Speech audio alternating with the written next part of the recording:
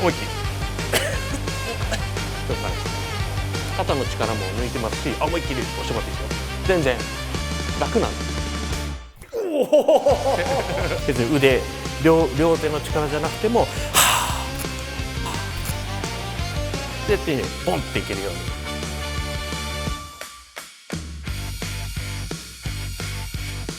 自由に柔らかく動けるのに出力だけは硬くて負けないっていう状態なんですね。発想を間違えてしまうと頑張れば頑張るほど弱くなるっていう迷宮に入り込んでしまいます。合体的なパワーを作るための本当の着眼点は皆さんが想像しているような固めるっていうこととは全く違うんですよ。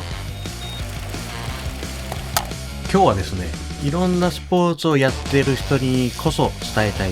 身体操作の超重要な原理をお話します。終鉄が目指していることって体を固めて動けない体を作ることではないんです。むしろ逆で自由に柔らかく動けるのに出力だけは硬くて負けないっていう状態なんですね。だからこれは武道だけの話じゃありません。加速したり減速したり方向転換したり、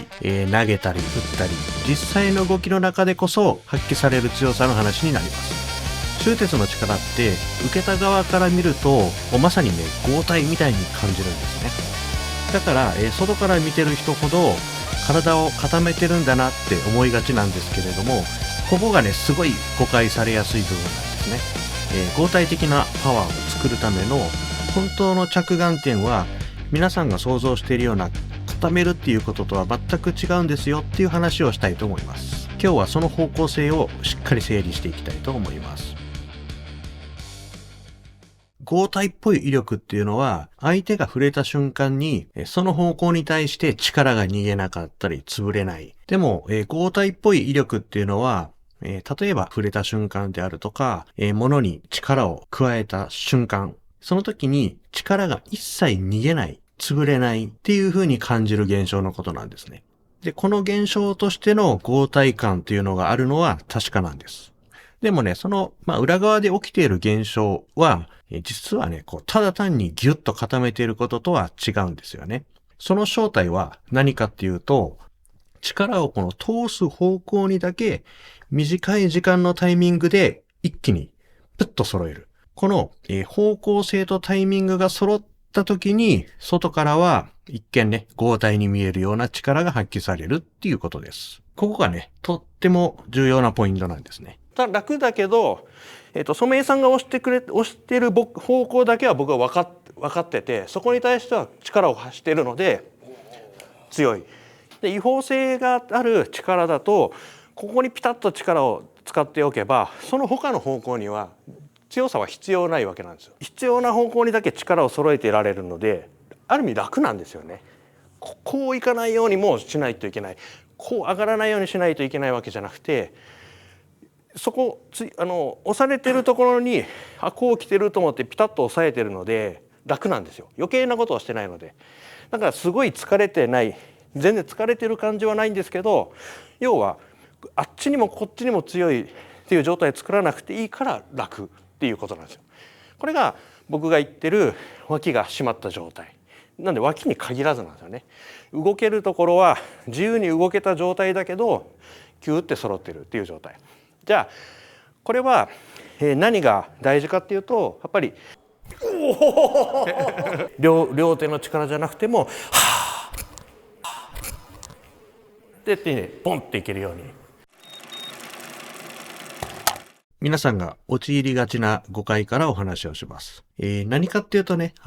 全身が固まってしまうのは良くないから、硬くならないことが目標だっていうふうになりがちですよね。例えばね、柔らかさっていうと、竹に例える話ってね、よく聞きますよね。でもね、竹の強さっていうのは、全身が均一に柔らかいから強いわけではなくて、内部の構造がちゃんと層によって違っていて、力の受け止め方と逃げ方が最初からきちんと設計されてるんですよね。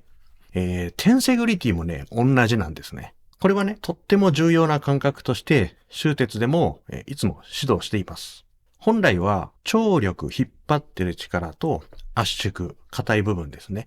この役割分担によって形が成立する構造の話で、役割が分かれてるから強いんです。人体も、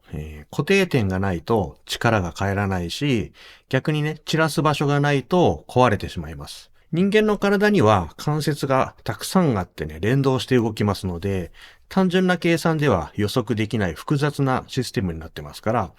硬さと柔らかさっていうのは神経と筋肉の強調によって、そのタイミングごとに変わらないといけないものなんですね。だから竹みたいにしなれっていうのをそのまま運動の指令として採用してしまうと、力を通したい方向にまで柔らかくしてしまって力が逃げたりとか、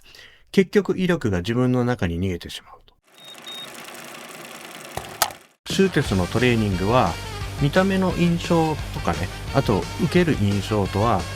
やってることがね全然違います。その上で当たる瞬間だけ負けない硬さっていうのがぶっと立ち上がるような感じです。これが武道に限らず多くのスポーツで効果が出る可能性を秘めてるんじゃないかなと思う理由なんです。だからね、固める練習ではないんですね。この切り替えと綺麗に整列させること、この練習なんですね。じゃあね、アプローチがどう変わるのか。まず一つ目は、全身を均一に強くするっていうよりは、力を通す方向の連結を失わないこと。力が逃げるのって筋力が足りてないっていうよりは、途中でね、この継ぎ目が動いたりずれたりして起きるんですね。だから、目指すべきは筋肉の厚くするっていうよりも、この連結がどれぐらいきちっと揃えられるかっていうことです。そして二つ目は、柔らかさを増やすっていうよりは、揃えた力を逃がす方向をきちんと理解しておくと。この時必要なのは、全身の脱力ではなくて、逃がす場所を作るっていうよりは、この逃がす方向を作るっていうか、そんな感じですね。武道だけじゃなくて、動きの中で勝負するスポーツ全般ですね。そのまま生きる強さだと思いますので、ぜひ研究してみてください。以上です。ありがとうございました。